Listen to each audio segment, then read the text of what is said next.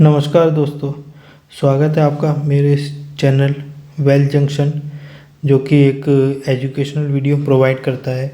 आज हम जो आपको बताने जा रहे हैं डेरिवेटिव्स के बारे में। डेरिवेटिव का ये एपिसोड नंबर 3 है, जो कि हम आपको बताएंगे। इस एपिसोड में फ्यूचर, ऑप्शन एंड फॉरवर्ड के बारे में ब्रीफ जानकारी देंगे, जो कि बेसिक से आप समझ सकें डेरिवेटिव्स क्या होता है, कैसे वर्क करता है। ये प्योरली एजुकेशनल वीडियो है। इस वीडियो के माध्यम से आप डेरिवेटिव के बारे में समझ जाएंगे कि डेरिवेटिव काम कैसे करता है स्टॉक मार्केट में। पहले हम बात करेंगे फ्यूचर के बारे में। जैसे कि फ्यूचर में होता क्या है, डेरिवेटिव में फ्यूचर होता क्या है कि फ्यूचर डेट के लिए, फ्यूचर डेट जैसे कि कॉन्ट्रैक्ट होते हैं, जैसे कि monthly contract every Thursday,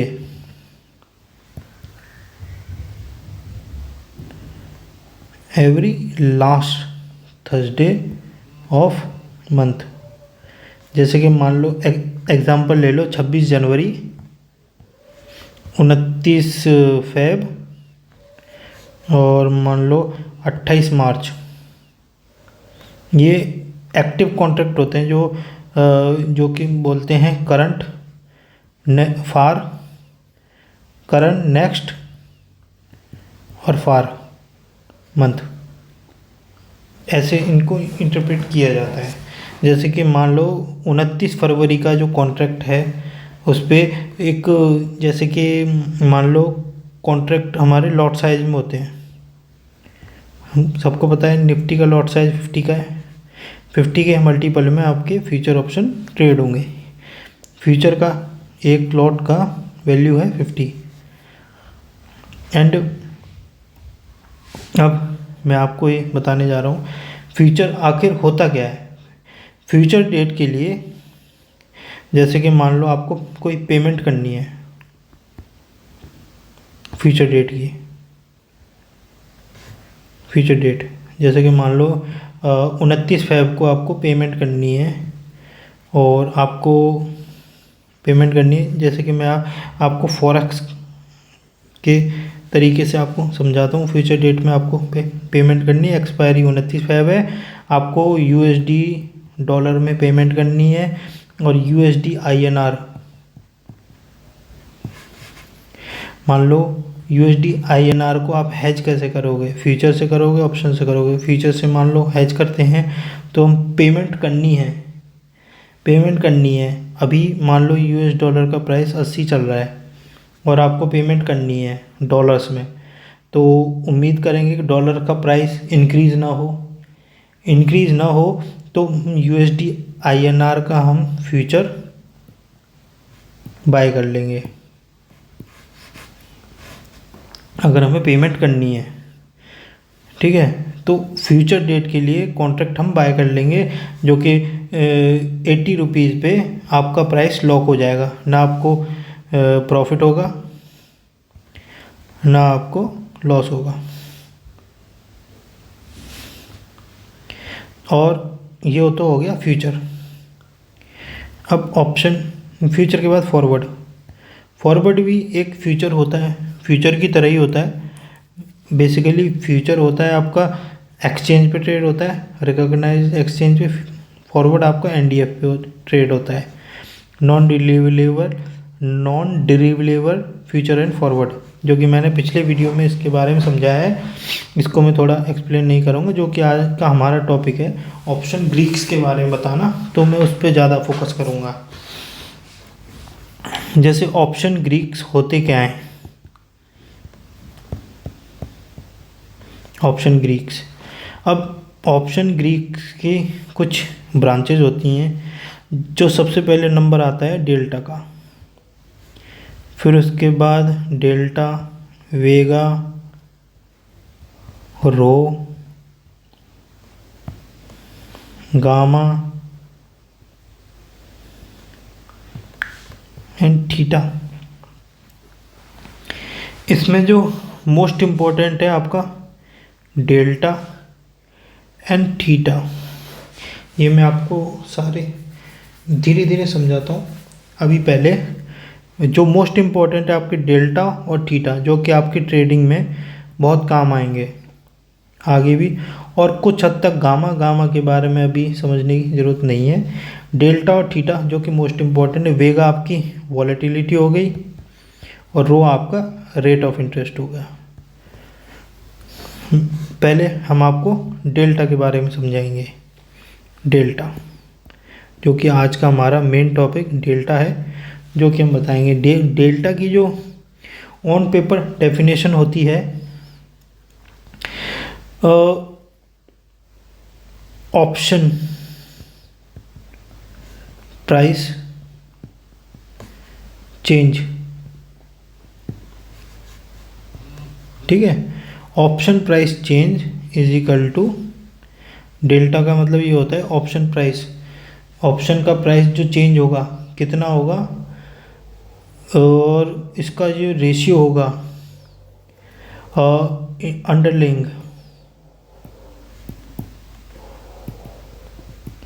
underlying asset में जो चेंज होगा। अब मैं इसको एक एग्जांपल से समझाता हूँ। Rate of change of option price to the rate of change of underlying asset, ठीक है। अब मान लो सपोज करो डेल्टा में आपको बताता हूँ 0.5 है, जो कि एट द मनी का डेल्टा होता है 0.5 है। अब मान लो निफ्टी चल रही है 22,000 और 22,000 की सीई का प्रीमियम चल रहा है 145 एट द मनी है। अब ये स्पॉट का प्राइस है और ये स्ट्राइक है। मान के चल रहे हैं मार्केट इतनी है, 0.5 डेल्टा है। एट द मनी का डेल्टा 0.5 होता है। अब सपोज करो मार्केट यहाँ से 22,000 से इंक्रीज होके 22,040 चली गई, 40 चली गई। अब ऑप्शन के प्राइस में क्या चेंज आएगा, ऑप्शन के प्राइस में चेंज क्या आएगा। मैं सारी चीज़ें कांस्टेंट रखता हूँ, सिर्फ डेल्टा को चेंज करता हूँ। मैंने रो, गामा, थीटा, थीटा होती है हमारी टाइम वैल्यू, थीटा होती है टाइम वैल्यू। मैं इन सबको कांस्टेंट रखता हूँ। अगर 0.5 चेंज होता है, 0.5 का मतलब होता है 1/2। अगर निफ्टी में 2 चेंज होगा तो ऑप्शन प्राइस में 1 का चेंज होगा। अब मान लो निफ्टी में चेंज हुआ 40 का डिवाइडेड बाई 2, तो ऑप्शन प्राइस में चेंज होगा 20 का, तो 165 ऑप्शन का प्राइस आ जाएगा। अगर मार्केट 22,000 से बढ़ के 22,40 हो गई है। अच्छा, और डिटेल में समझते हैं। अब सिर्फ समझने की ये कोशिश करिए, मैं सिर्फ डेल्टा को ही चेंज कर रहा हूँ, मेरी टाइम वैल्यू को मैं कांस्टेंट रख रहा हूँ इस केस में, जो कि मैं आपको बताने जा रहा हूँ डेल्टा कैसे काम करता है मार्केट में। अब ये कॉल का डेल्टा 0.05 होता है। अब डेल्टा और समझिए, डेल्टा पुट का एटीएम पुट, यही अगर मान लो 22,000 की पुट होती, इसका प्रीमियम मान लो 130 रुपये चल रहा है और मार्केट 40 पॉइंट भग गई, ऊपर गई, हमने पुट बाय कर रखी है और फिर पुट का डेल्टा मान लो यहाँ पे -0.5 रहेगा। पुट का डेल्टा हमेशा नेगेटिव में रहेगा। अब 22,000 से 40 पॉइंट बढ़ गई, वही 0.5 है, 1/2 है, एटीएम है, तो 40 डिवाइडेड बाई 2, इसमें भी 20 चेंज होगा। बाकी सब चीज़ें हम कांस्टेंट रख के चल रहे हैं। अब ये पॉजिटिव नेगेटिव का क्या खेल है ये मैं आपको समझाता हूँ। डेल्टा में ये कॉल पार्ट है, ये पुट पार्ट है। अब मैं आपको एक चीज़ समझाता हूँ जो कि ऑप्शन में आपको बताया था। ऑप्शन में मैं आपको फिर से बताता हूँ, कॉल होती है राइट टू बाय,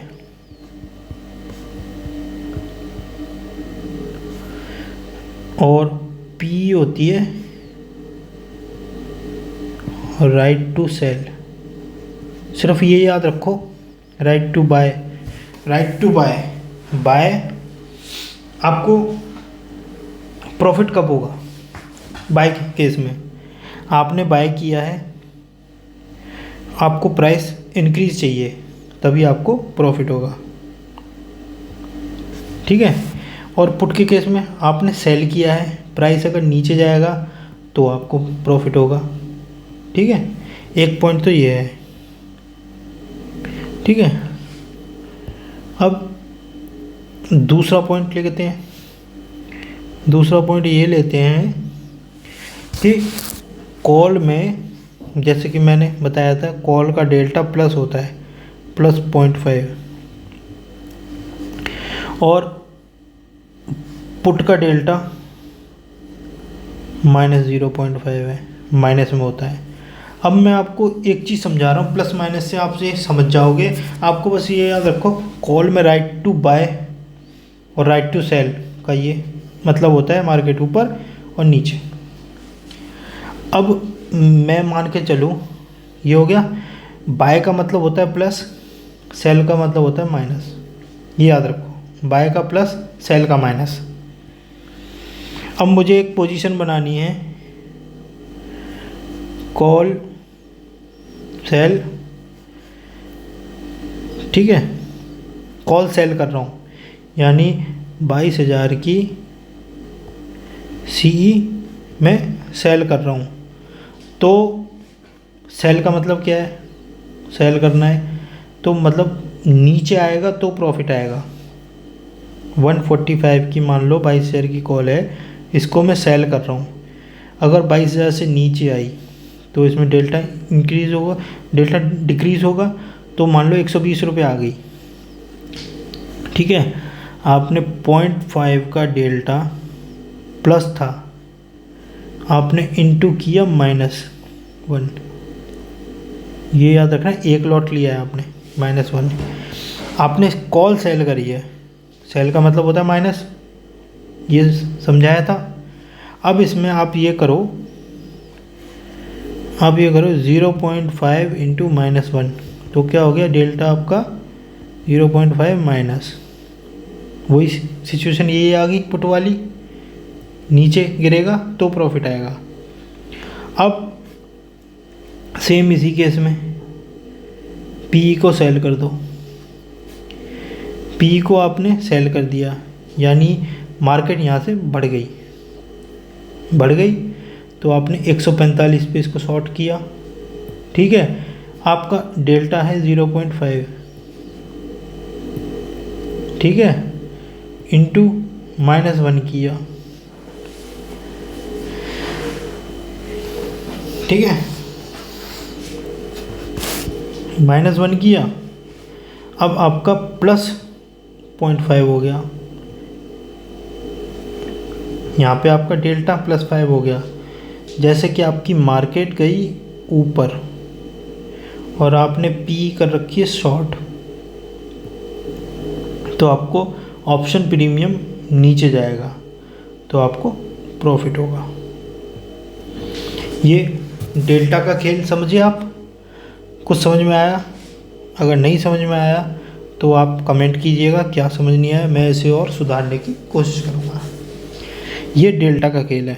बाकी एक डेल्टा के बारे में मैं आपको ये समझाऊं, डेल्टा, लोग डेल्टा हेजिंग भी करते हैं।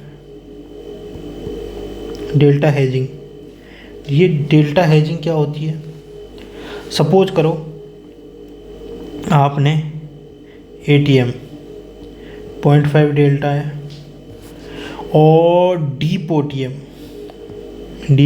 मतलब ओटीएम 10 और 11, डीप ओटीएम उनका डेल्टा होता है 0.1। ठीक है, डेल्टा हेजिंग में मैं आपको एक चीज़ समझाऊं। डेल्टा हेजिंग में आपने क्या किया, 0.5 डेल्टा को तो आपने किया प्लस